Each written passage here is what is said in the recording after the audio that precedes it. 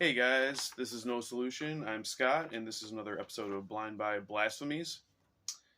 So, we've got 4 albums today and a couple of movies. I'll just go through those quick. And as always, I know everyone doesn't care about movies, so if you don't care, go ahead and take off and no hard feelings. All right. Uh, Actually, some actual vinyl this time.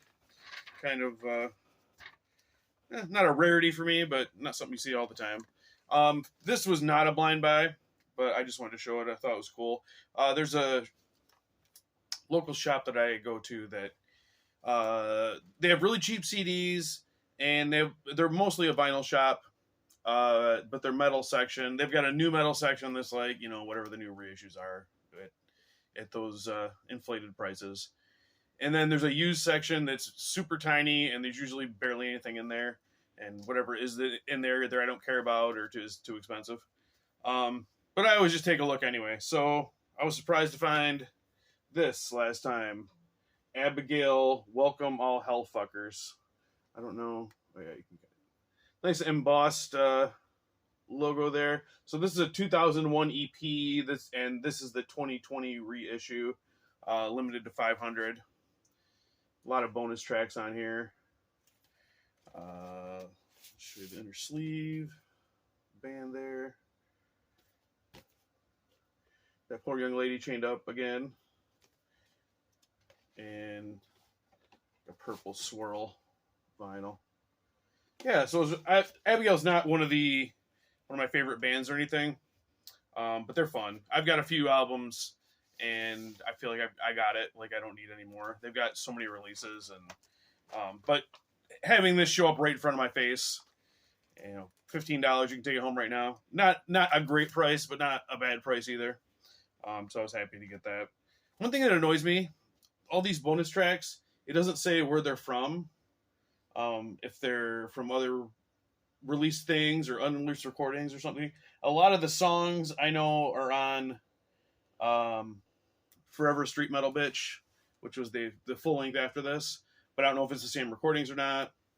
So yeah, I just wish bands would or record labels would take more care with that and let people know. So this was the blind buy I got. Order of Darkness, Esoteric Satanism is a 10-inch. Here's the back. So it's not really a full sleeve. It's just like this half folded thing. So limited to 200. Just black vinyl. So I'm going to pull that out. Then it opens up. Yeah, so here it is. It's just a flap there. And then there's the other side. Fuck the nowadays black metal weakness. Yeah, let's go. So this, let's see. The reason I looked up the band and I saw that they had been on Altair Productions, which is Black Silice's label. And based on the artwork, I thought it might be something along those lines. So I took a chance on it. So it's murky, raw, oppressive black metal, kind of like Black Silice. Unlike Black Silice, there's not those melodies in there that you might have to work to hear, but they're there. It's kind of I wouldn't say a combination of black metal and harsh noise because they're pretty separate, but each side is 2 songs, and the first song is like a harsh noise, I don't know, song, if you would call it a song, or intro, something, and then goes into like a super raw black metal song. So it's only like 20 minutes. I was not bored, but it's one of those that I sometimes I listen to something is like, is this genius or is this absolute nonsense? And I'm still not sure on it. But it was a cool little rare thing to see in a local shop for sure. $8. I figured I'd give it a shot, and I'm not sorry I did. Not sure. I'll spend a little more time with it. I'm not sure I'm going to investigate them further. They're a U.S. band, and they have a bunch of releases. I think only one full length, but there's no information about where they're from, or it's a one-man project, who the guy is, or anything like that. So, cheers to the mystery. All right, so then I got 3 CDs here. go with Serpent Saints. And this one is called All Things Metal. And it's on something. I cannot read that freaking label. It doesn't matter. Some weird indie label you never heard of. Okay. So this came out in 2012. This is a Danish band, yes. So I was kind of excited about this. When you call your album All Things Metal. Dual guitars, traditional metal. I guess I would say traditional metal on the more aggressive side. The right away the singer reminded me of Ripper Owens, and then that just led me to this sounds kind of like Jugulator, like that more aggressive traditional metal sound. Throw in some Maiden in there as well.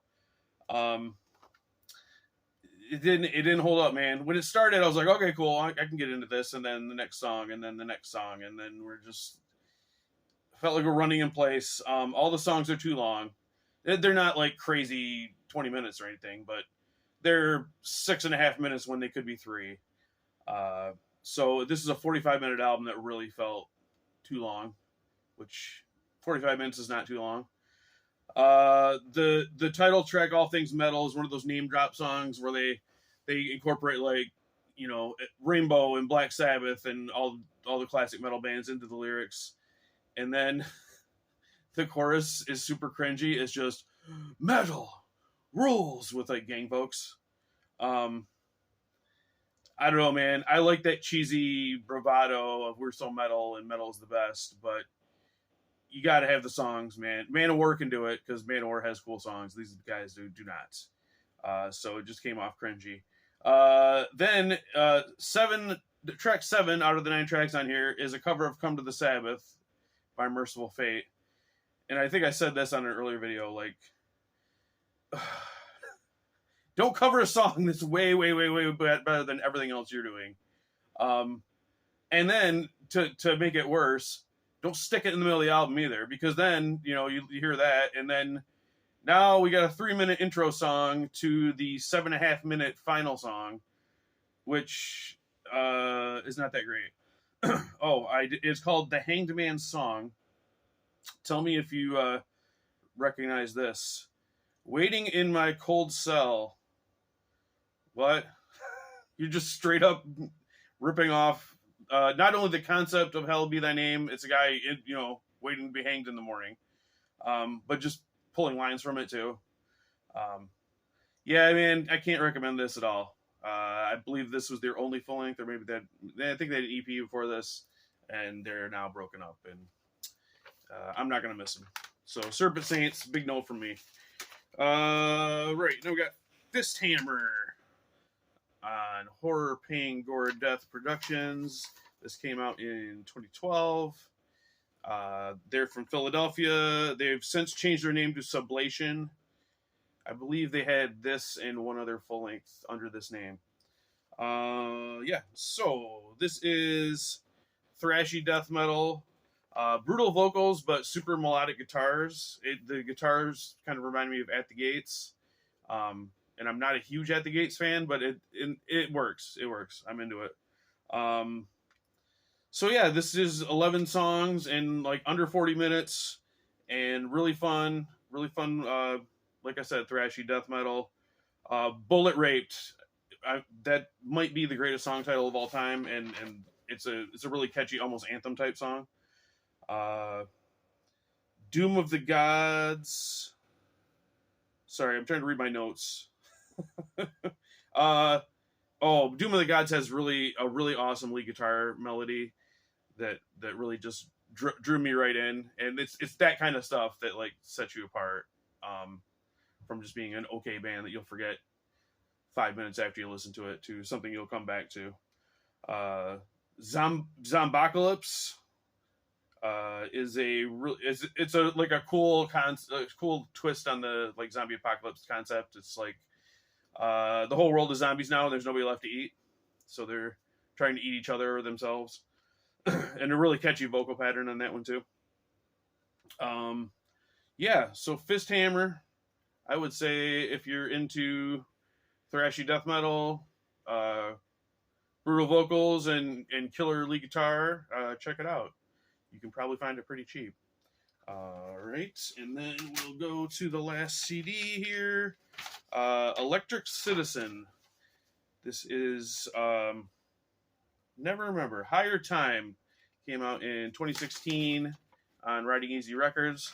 So based on it being on Riding Easy and based on that band photo, you probably got an idea of what's going on.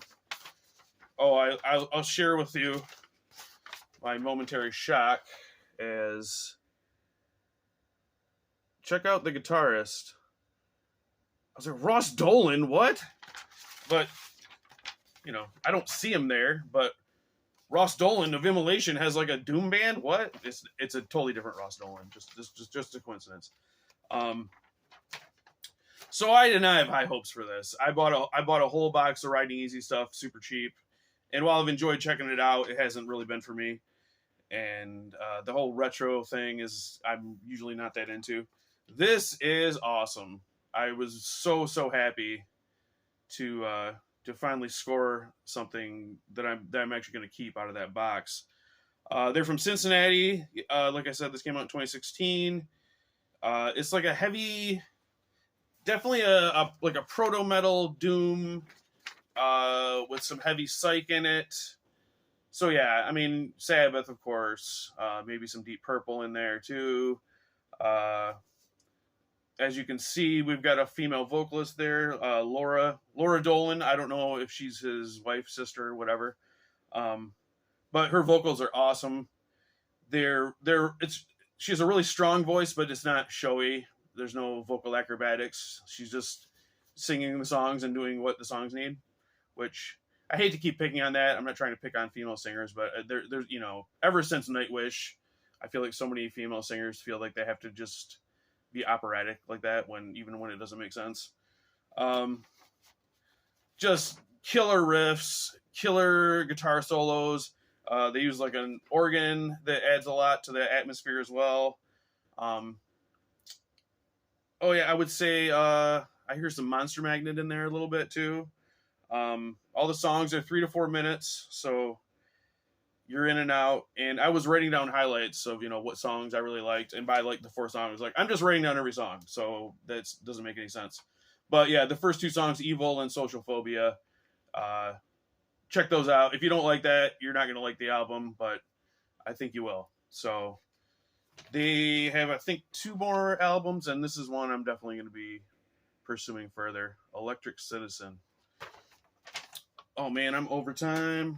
I was going to talk about some movies. I'll do it quick.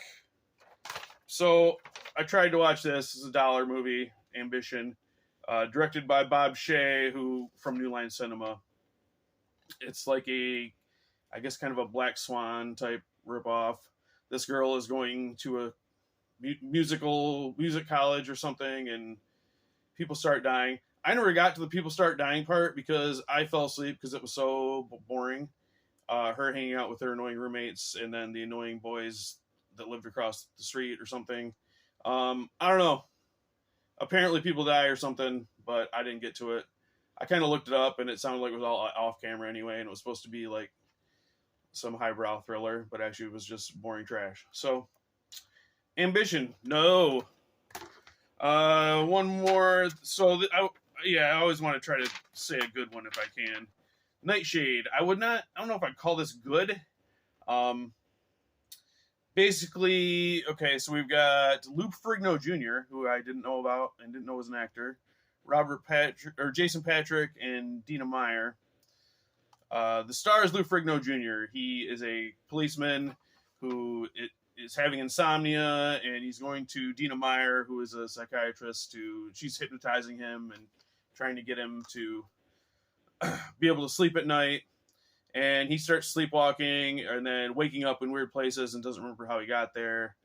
Meanwhile, there are all these murders going on in the city, and he starts dreaming about that. So he's worried that he's doing the killings. And you know, you've heard this song before, I'm sure, but it's fairly effective. There's some creepy stuff, some cool camera work. The twist is kind of laughable, but kind of fun as well.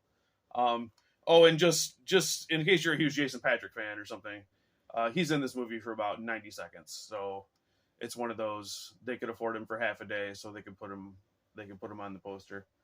Um, yeah, not a bad little thriller, Nightshade. If you're bored and want to check out something like that. All right, guys, thanks for watching, and I'll see you in the next one. Later.